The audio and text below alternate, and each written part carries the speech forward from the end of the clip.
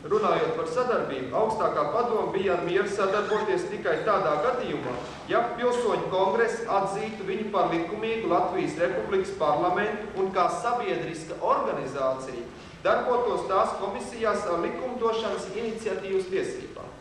Dabiski, ka šajos apstākļos objektīvi nevarēja veidoties nekādas sadarbības starp pilsoņu kongresu un augstāko padomu, un kongress no potenciāla partneri kļuva par traucējumu. Tādēļ oficiāls kontrolētie lielie masu mēdī izvērsa bezprecedenta nomelnošanas kampaņu pret pilsoņu kongresu. Lūk, šie bija galvenie šķēršļi, kas traucēja pilsoņu kongresu un augstākās padomas sadarbību.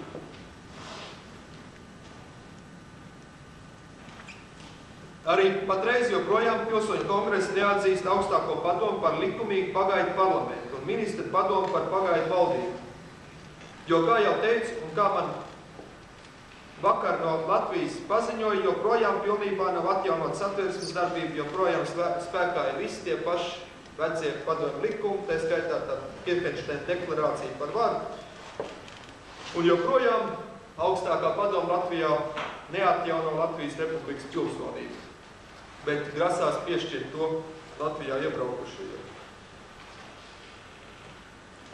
Pilsoņu kongresam totāls padomju propagandas ietekmē bieži vien pārmest, ka tas pats neko nedara, tikai traucē augstākās padomas darbību. Bez iepriekš minētajiem svarīgajiem dokumentiem, ko pilsoņu kongress ir pieņēmis savās tagad jau 7 sesijās, tas ir iecēlis savu izpildu orgānu Latvijas komiteju, kura līdzekļu trūkumu dēļ strādā praktiski sabiedriskā kārtā, tomēr ir spējusi diezgan daudz ko veikt. Pilsoņu kongress uz savām sesijām sanāk reizi 3 mēnešos. Pilsoņu kongresa delegātiem netiek maksāts nekāds atalgojums. Viena kongresa sesija vidēji izmaksā aptuveni 1500 rubļu. Augstākā padomē turklāt patstāvīgi strādā 200 deputāti un aptuveni 500 aparātu darbinieki. Visi viņi saņem labu atalgojumu, kas kopā ar citiem izdevumiem augstākās padomas uzturēšanai izmaksā miljonus. Latvijas komitejā kopā ņemot ar tehniskajiem darbiniekiem patstāvīgi strādā daži 10 cilvēki. Kopā ar atalgojumu darbiniekiem tā mēnesī tērē vidēji 5 līdz 6 tūkstoši rubļus. Ministru padomu un tās struktūra vienībās strādā tūkstošiem cilvēku. Tas viss izmaksā fantastiskas summas, kur tad vēl tehniskais un telpu nodrošinājums. Augstākās padomas un ministru padomas rīcībā ir neskaitāms ēkas Rīgas centrā, tā skaitā Saeimas nams, Tiesu pils, Beņāmiņu vasarnīca Jūrmalā, kur tad vēl automašīnas, tipogrāfijas un vispārējais. Pilsoņu kongresa un Latvijas komitejas rīcībā ir 2 nelielas telpas Brīvības un Senču ielas stūrī. Tur Latvijas laikā ir bijusi kāda neliela bodība. Šīs telpas mēs īrējam privātā ceļā, jo līdz šim neskatoties uz mūsu vairāk kārtējiem lūgumiem, ne ministru padomu, ne Rīgas pilsētas izpildu komiteja nav uzskatījusi par nepieciešamu pilsoņu kongresam kaut kādā veidā palīdzēt. Faktiski, salīdzinot iztērētos līdzekļus un tehniskās iespējas, Latvijas komitejas lietderības koeficients ir augstāks par ministru padomu.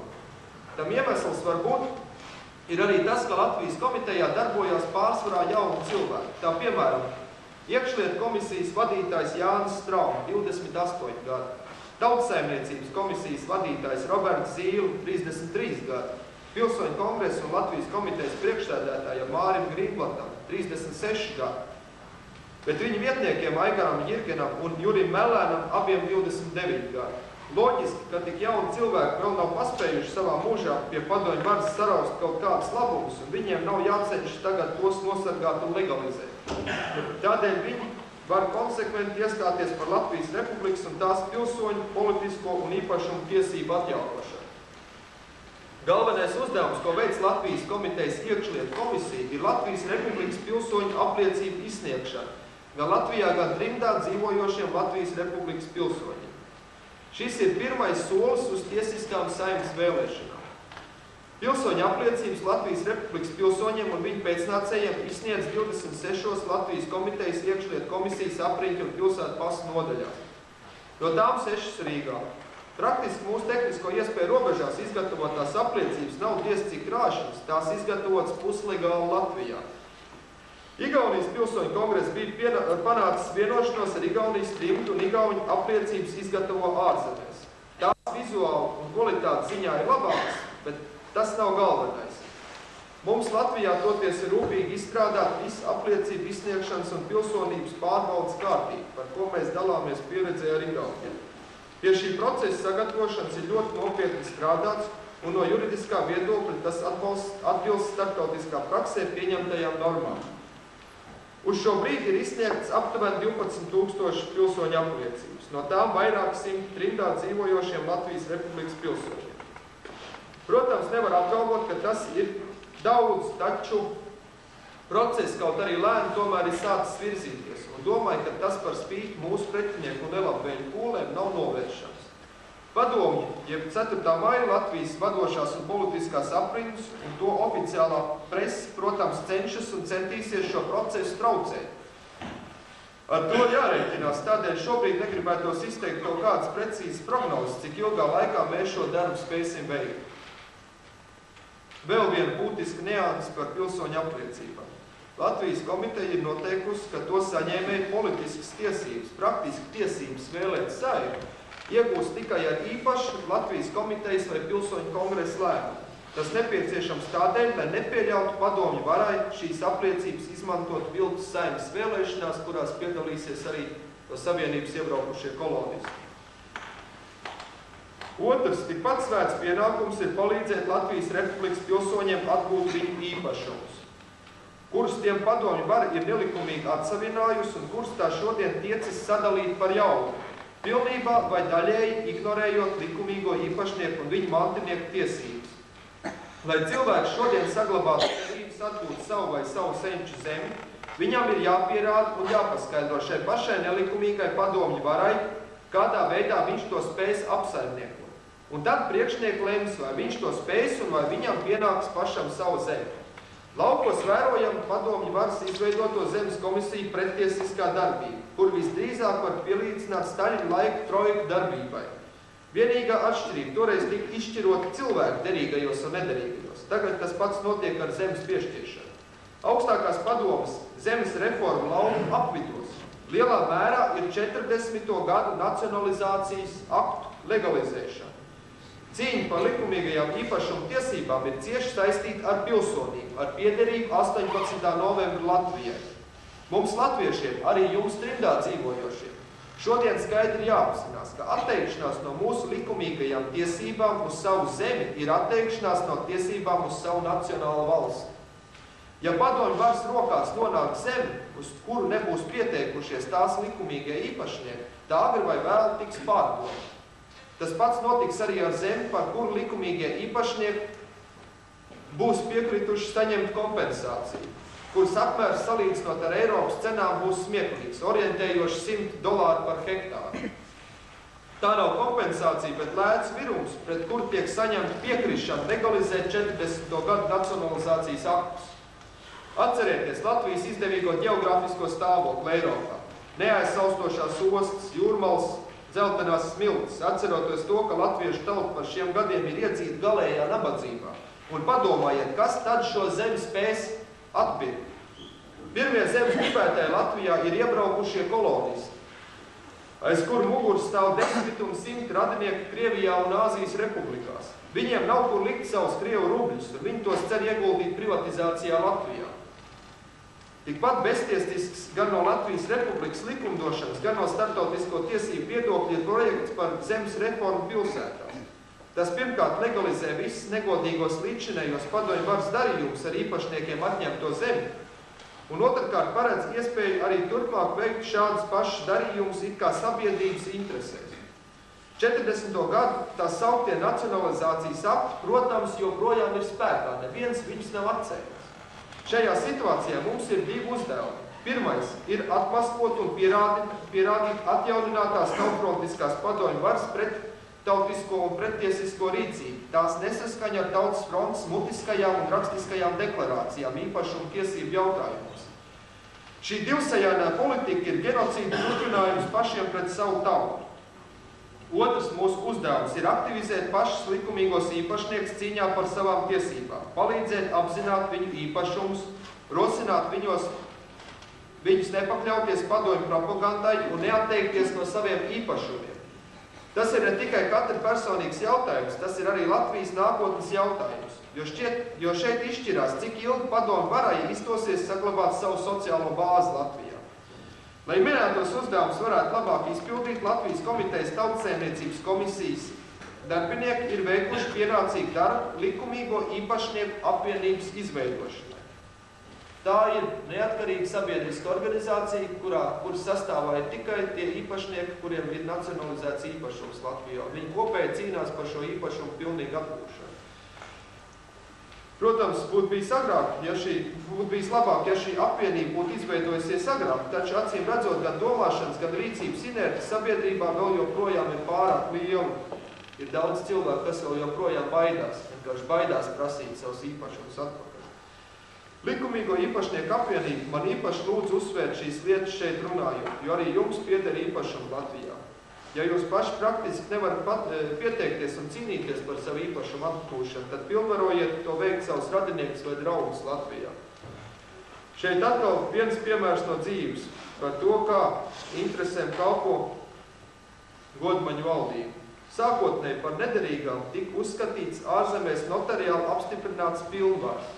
Ja jūs, piemēram, kādu pilnvarojiet, kārtot īpašumu lietas Latvijā, un tas tā pilnvar ir notariāli apstiprināta, viņi netika uzskatīti par derīgi. Vēl bija nepieciešama PSRS vēstniecības atzīme uz šīs pilnvaras. Tad viņi Latvijā uzskatīja par derīgi. Nu, tagad es ceru, tas vairāk nav, bet vēl mēnesi atpakaļ tas bija.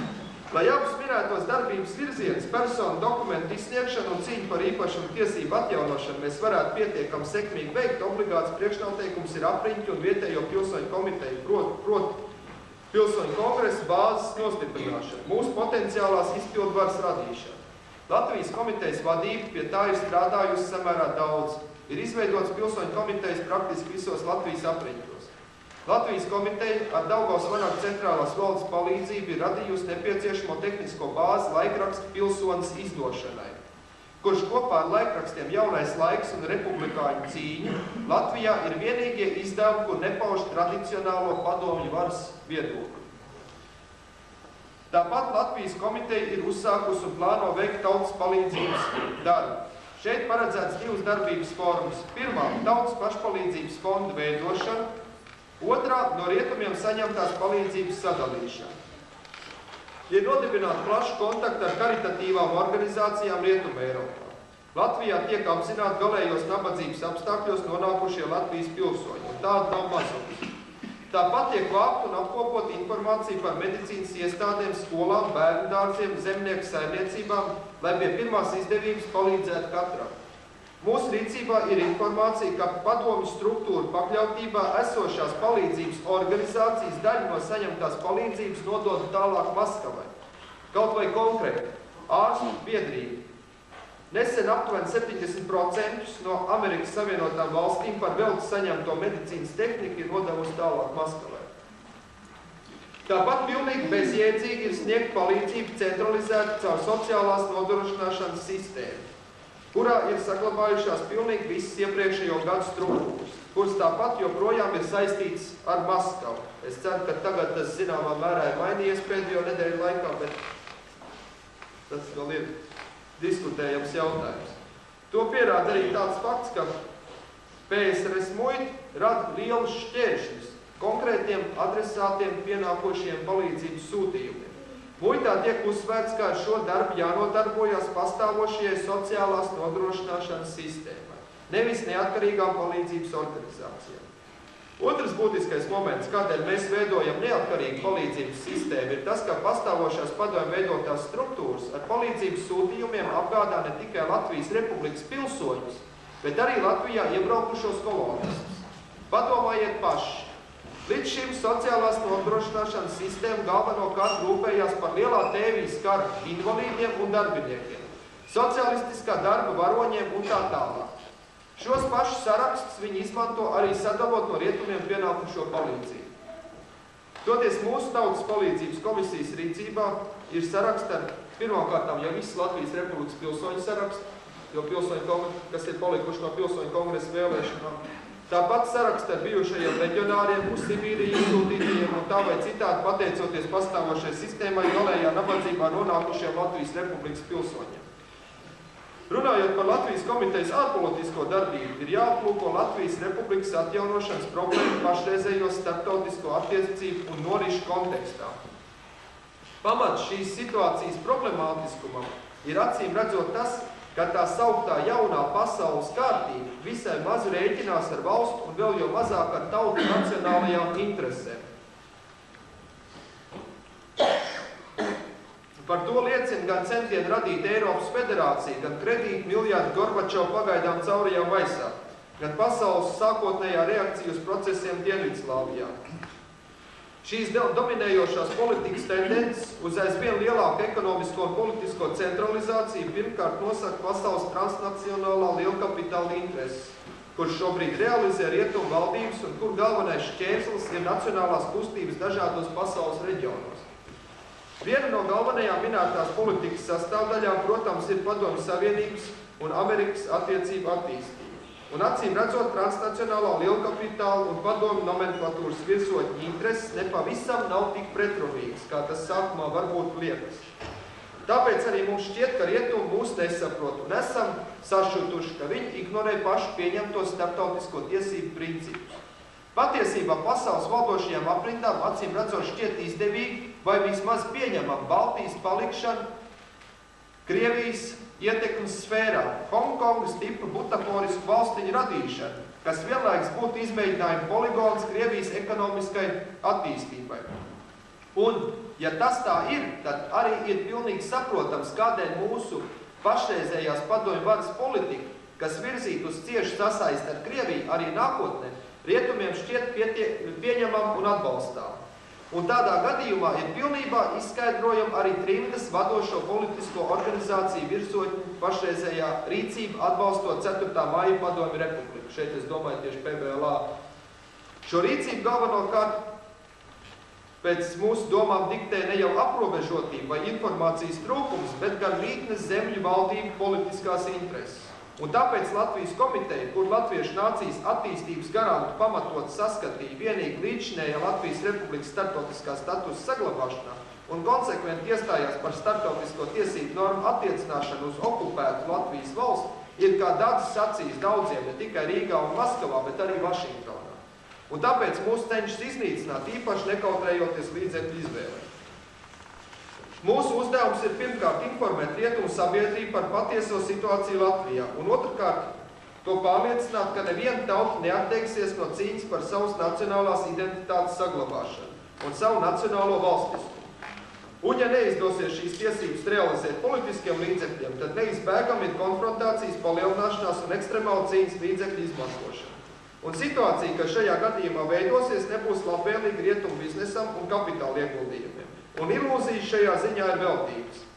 Ja mēs par to vēl nevaram pārliecināt valdības, mēs vienkārši tām pagaidām netiekam klāt. Tad mums rietumos jāmēģina pārliecināt opozīciju, jo vairāk tāpēc, ka sīkā un vidējā kapitāla interesēs nebūtu nav šī globālā internacionalizācija.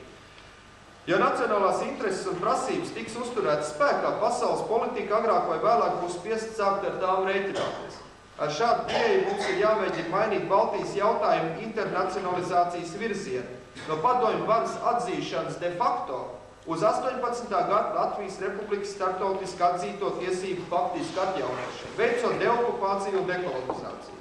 Pats galvenais pašreizējā brīdī ir pārliecināt jūs trimdinieks par šādas rīcības nepieciešamību.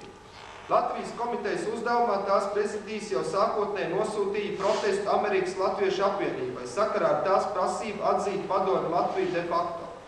Ir nosūtīts arī Latvijas komitejas priekšsēdētāja vēstījums trimdas organizācijām un tautiešiem brīvajā pasaulē par politisko situāciju okupētajā Latvijā, kas adresēts Latvijas Republikas sūtniecībā. Bet, kā rādās, pagaidām viss vēl. Lai saglabātu cerības uz panākumiem, mums jābūt divkārt neatlaidīgākiem par padomju darbiniekiem. Mums jāmēģina panākt, lai tomēr negūtu galīgi uzvaru tā vēlnā politika, kur pēdējā gada 10 laikā trimdas aprindās realizē Padomju Savienības valsts drošības komiteja. Sākumā ar kultūras sakarnieku, vēlāk ar tautas frontes, šobrīd ar padomju ierēģu starpniecību. Acīm redzot, tas nav vienas dienas darbs un jāsāk būt ar to, lai katrā valstī, kur dzīvo latvieši, mēs atrastu vismaz vienu cilvēku, kas piekrist pārstāvēt Latvijas Republikas pilsoņu kongresa intereses. Tas būtu svarīgākais ārpolitikas uzdevums tieši trimdā. Lēnām soli pa solim tas tiek īstenots. Tā piemēram Kanādā un Amerikas Savienotajās valstīs Latvijas komiteju un pilsoņu kongresa pārstāvēt ir uzņēmies bijušais PBLA priekšsēdis Linards Luks, pie jums Austrālijā profesors Jānis Prietkalns no Adelaides. Pilsoņu kongresa atbalstītāji netrūks nevienā no trimdnieku mītnes zemē. Pēc mūsu rīcībā esošas informācijas daļa trimdā dzīvojošo latviešu nav apmierināti ar Pasaules Brīvo Latviešu apvienības padomju varas atbalstošo politiku. Latvijā jau saīsinājumu PBLA atšifrē savādāk, nevis Pasaules, bet Padomju Brīvo Latviešu apvienību. Kā tas varēja notikt, ka trimdas jumta organizācija, kur 50 gadus cīnījās par 18. novembra Latvijas de jure nosargāšanu, tagad ielaižas politiskās spēlēs ar padomju varu? Kā tas varēja notikt, ka PBLA priekšsēdis Gunārs Mejerovics pagājušā gadā dziesmu svētkos stāvēja smaidīgs Valsts drošības komitejas aģenta apsargātajā tribīnē blakus ar Latvijas čekas vadītāju Johansonu? Nejaušība. Kā tas varēja notikt, ka jau pērn viņš sadzēja šampānieti ar bijušo kompartijas vadītāju Anatoliju Gorbunovu? Arī nejaušība. Bet kā tas varēja notikt, ka šogad viesojoties Latvijā Mejerovics kungs tikās tikai ar reformu komunistiem, ar tiem, kur cenšas panākt padomju varas iekarojumu starptautisku atzīšanu, bet netikās ne ar vienu pretpadomju organizāciju. Protams, ar Latvijas komiteju un pilsoņu kongresu arī ne. Tā arī nejaušība. Bet kā varēja notikt, ka Brīvības fonds, kur ir veidojuši visi trimdā dzīvojošie tautieši, tagad balsta padomju režīmu Latvijā un apmaksā padomju diplomātu vizītes rietumos?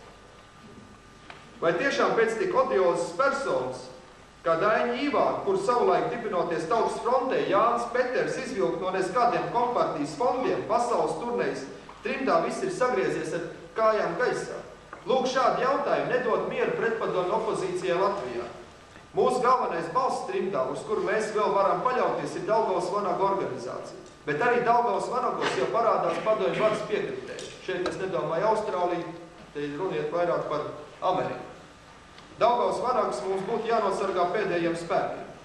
Ja Pasaules Brīvo Latviešu apvienība pusotra gada laikā nav spējusi atrisināt pilsoņu kongresa delegātu ievēlēšanas jautājumu, tad ir pienācis laiks to izdarīt, apējot šo organizāciju. Mēs ceram, ka mūsu ieceltie pārstāvji ar Daugavas Vanagu atbalstu to veiksmīgi pabeigs. Tas joprojām ir aktuāls, jo vakar notika pilsoņu kongresa 7. sesija, un kā es šorīt zvanīju uz Rīgu, ir pieņemts tieši lēmums, ka joprojām ir aktuāls šīs pilsoņu kongresa delegātu ievēlēšanas jautājums trimdā.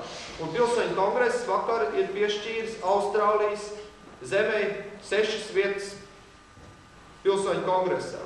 Tāpat arī 6 vietas ir Kanādai, pat pārējiem es tās sīkāk nevaru pateikt.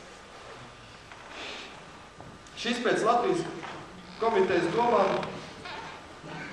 ir svarīgākais uzdevums trimdai, nevis pasīvi vērot notikumus dzimtenē, bet kā īstiem Latvijas Republikas pilsoņiem aktīvi darboties. Šeit redziet, ja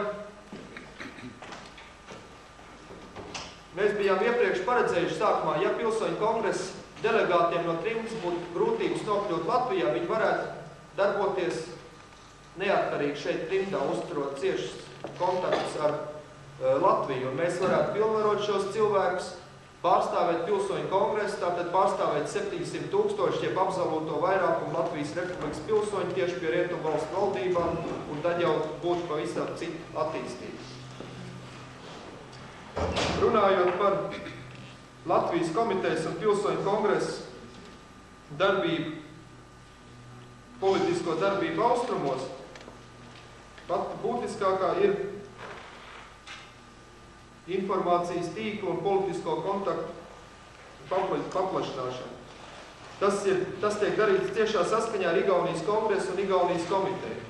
Maskavā mums izdevās iegūt, piemēram, tādu informāciju, ka apmēram pusgadu Maskavā akreditēto ārzemju žurnālistu vidū pietiekami neuzkrītoši tiek izplatīta informācija. Igaunijas un Latvijas pilsoņu kongress ir galēji labējas, šovinistisks, fašistisks un pat rasistisks organizācijas. Pie tā, ka šāda versija ir guvusi pat zināmus panākumus, daļai mēs varam vainot paši sev, savas mazaktivitātes dēļ. Īpaši svarīgi ir uzturēt tieši un regulārs kontakts ar opozīcijas organizācijām pārējās Maskavas impērijas zemēs. Arī šajā jomā ir nodibināta ļoti plaša sakra. Sarežģītāks jautājums ir ar Padomju Savienības un Krievijas centrālajām valdībām. Latvijas augstākā padoma un ministri padoma joprojām ir atkarīgi no Maskavas, lai gan savienība ir formāli likvidēta, piemēram, jautājumā par karaspēku izvākšanu. Savienība it kā formāli likvidēta, bet Padomju Savienības karaspēks pastāv. Un Maskava ir paziņojusi, ka viņi netaisāts ātrāk izvākt šo karaspēku no Latvijas kā 94. gadā. Lūk, savienība nav, bet karaspēks ir, kas tad viņi pārvalda?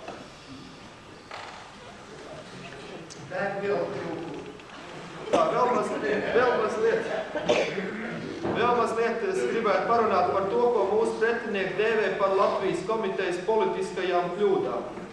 Pirms gada, kad parādījās informācija par jaunu savienības līgumu gatavošanu, Latvijas Tautas fronte pieņēma lēmumu vākt paraksts pret šo savienības līgumu. Tika nodrukāts parakstu vākšanas lapas, kurās cits starpā bija teikts: Latvijas tauta ir nepārprotam paudusi savu gribu atjaunot neatkarību.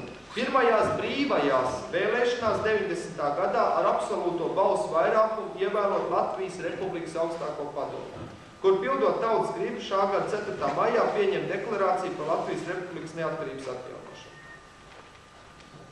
Nepārtraukti presē, radio un televīzijā skandēja: mums jāsavāc paraksts pret Savienības līgumu, mums jāsavāc paraksts pret Savienības līgumu. Tauta, protams, gāja un vāc šos parakstus.